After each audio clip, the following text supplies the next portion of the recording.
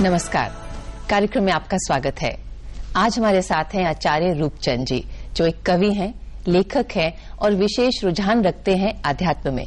आचार्य जी, स्वागत है कार्यक्रम में। आप एक कवि भी हैं, एक मुनि भी हैं। अध्यात्म में कविता का क्या हिस्सा है?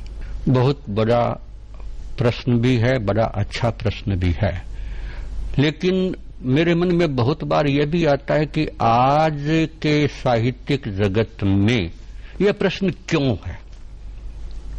इसलिए कि हम संपूर्ण वाङ्मय उठा के देखें, वैदिक ऋचाओं से लेकर बुद्ध और महावीर और संत कबीर और आज तक जितने भी कविताओं की रचनाएं हैं, सब ऋषि मुनियों ने की। और ऋषि मुनि और कवि, इनमें कभी भी अंतर विरोध मैं नहीं देखता हूं। बल्कि हमारे ऋषियों ने तो कहा, कबीर मनीषी परिभू स्वयंभू। तो कभी हमारे पूरे एक आध्यात्मिक परंपरा में और काव्य परंपरा में कभी अंतर विरोध रहा नहीं। आज जरूर ऐसा अंतर विरोध दिखता है, और दिखता ही नहीं, मेरे सामने मैं समझता हूं आज तक 50 बार साहित्यकारों की ओर से, कवियों की ओर से यह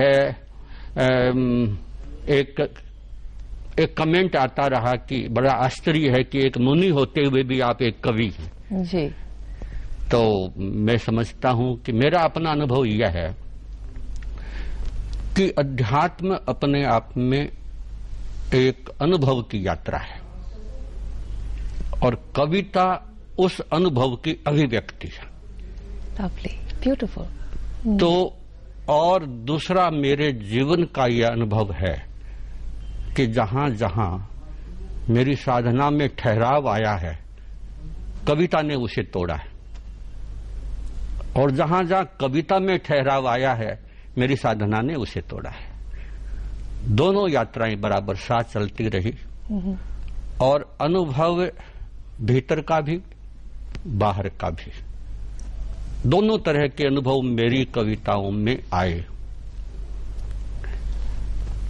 मेरी सबसे पहली पुस्तक भारतीय ज्ञानपीठ ने अंधा चांद के नाम से 1964 में छापी थी। उसमें एक छोटी सी कविता बड़ी चर्चा का विषय रही थी कि आस्था की इन गायों को किसी भी खूंटे से मत बांधो तुम, भटकने दो इन्हें बीहड़ की टेढ़ी मेढ़ी पगडंडियों में, चरने दो इन्हें खुले चारागाहों में, सांझ होते होते ये स्वयं ले लेंगी घर का रास्ता। क्या बात है। तो इस तरह से कविता और मुनि मुझे कहीं अंतर विरोध नहीं दिखता है।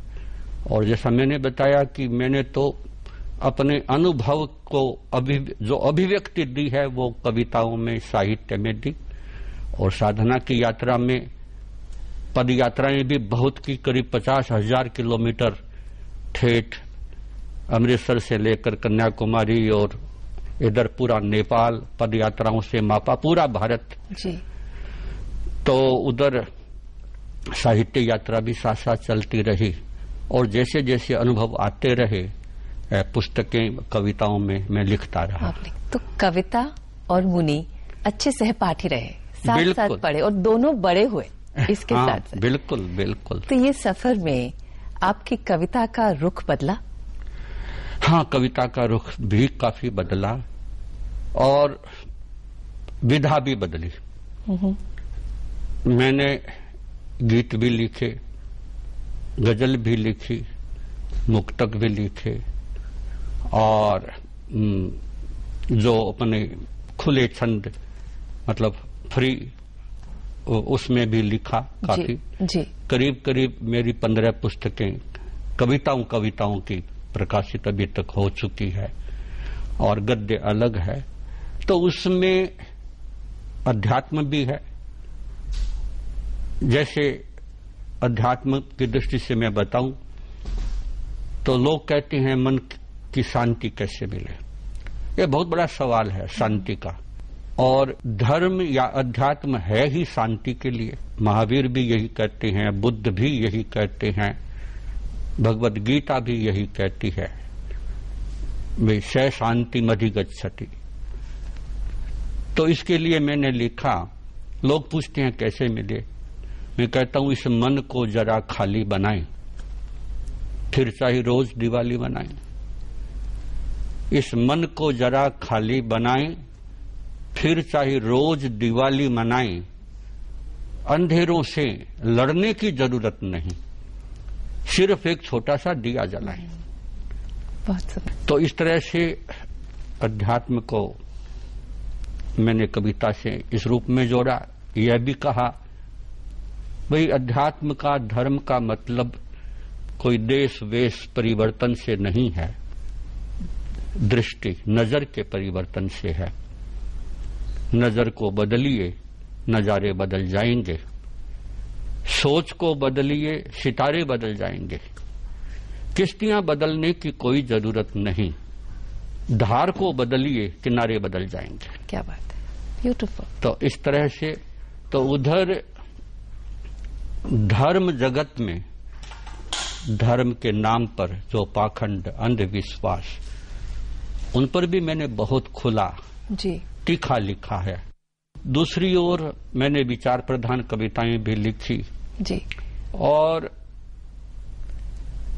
अध्यात्म के गहरे अनुभव में से कुछ गजलें भी निकली मेरी। क्या बात जैसे यह गजल मैंने पढ़ी थी 78 में, यहाँ ऐवाने गालिब, यहाँ कोई गजल गोष्ठी थी जी। तो वहां मैंने ये गजल पढ़ी थी कि बहुत बार यूं खुद को खुद पर ही विश्वास नहीं होता है। कुछ होता है भीतर भीतर, पर एहसास नहीं होता। सागर सी गहरी आंखों में आसमान सा उतरे कोई। सागर सी गहरी आंखों में आसमान सा उतरे कोई, पर ऐसी घटनाओं का कोई इतिहास नहीं होता है। और रास आ गया जिस तोते को सोने के पिंजरे का जीवन, उन पांखों के लिए कहीं कोई आकाश नहीं होता है। तन से तन छू जाए कोई आंखों ही आंखों में झांके। तन से तन छू जाए कोई आंखों ही आंखों में झांके। इतना पास पास दिखता जो फिर भी पास नहीं होता है। क्या बात है। पर्दों के ऊपर हैं पर्दे, बाहर बंद पड़े दरवाजे, दस्तक देती सदा रोशनी, पर आभास नहीं होता है। और अंत में मैंने सन्यास पर 2 लाइन बोली जी। तरह तरह के किस्से चलते सदा कुंवारी ही सांसों के। तरह तरह के किस्से चलते सदा कुंवारी ही सांसों के। परम मिलन से ऊपर कोई भी सन्यास नहीं होता है। परम मिलन से ऊपर कोई भी सन्यास नहीं होता है। बहुत बारियों खुद को खुद पर ही विश्वास नहीं होता है। कुछ होता है भीतर भीतर, पर एहसास नहीं होता है। आचार्य जी, बीच में आपने सोने के पिंजरे की बात की। हम लोग भी रोजमर्रा की जिंदगी में ऐसे बंद हैं किसी सोने के पिंजरे की तरह। इस पे चर्चा करेंगे और रोजमर्रा की जिंदगी में हम अध्यात्म को कैसे लाएं, इस पे भी चर्चा करेंगे। अभी लेते हैं एक छोटा सा ब्रेक, कहीं जाइएगा।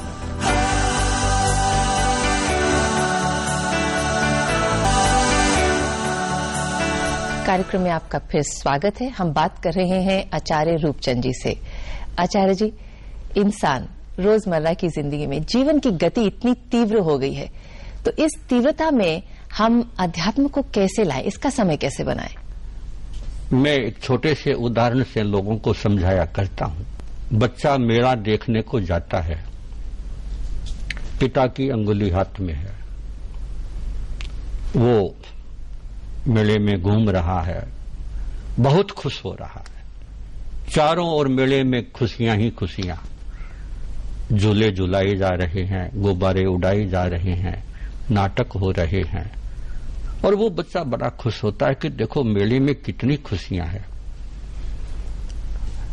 अचानक पिता की अंगुली छूट जाती है। अब वो रो रहा है, पापा कहाँ है, पापा कहाँ है। मैं पूछता हूं, बताओ खुशियां पिता की अंगुली में है या मेले में? पिता की अंगुली हाथ में है तो मेले में भी है, लेकिन पिता की अंगुली नहीं तो मेले में कोई खुशियां नहीं है। तो वैसे ही जीवन में हम अब संत कहें, गुरु कहें, अध्यात्म कहें, परमात्मा कहें, कुछ भी कहें, उसकी अंगुली को पकड़े रखेंगे हम, तो फिर आप जो यह भागम भाग की जिंदगी है उसके बीच भी आप आनंदपूर्ण जीवन जिएंगे। ये दुनिया तो आज, मेला तो पहले कभी कभी भरता था, आज तो रोज के मेले हैं जी, बिल्कुल। पर लगभग हमारी स्थिति यह है कि हमने उस मेले में पिता की अंगुली छोड़ दी है। देखिए, हमारे यहां 4 पुरुषार्थ की जो बात कही गई है, धर्म, अर्थ, काम, मोक्ष। जी। अर्थ और काम हर व्यक्ति के जीवन से जुड़े हुए हैं और उसके बिना जीना संभव भी नहीं है। लेकिन उससे पहले भारतीय चिंतन ने कहा, धर्म को पहले रखो। धर्म पूर्वक अर्थ और काम आपको सुख शांति देने वाले होंगे। धर्म को हटा दिया, अर्थ की अंगुली पकड़ ली, तो परिणाम यह होगा कि सुख साधन तो बढ़ते चले जाएंगे लेकिन अशांति भी बढ़ती चली जाएगी। और मैंने अपनी विदेश यात्राओं में कोई सैकड़ों बार यह प्रश्न आया है, मुनि जी सब कुछ है, मन की शांति नहीं है।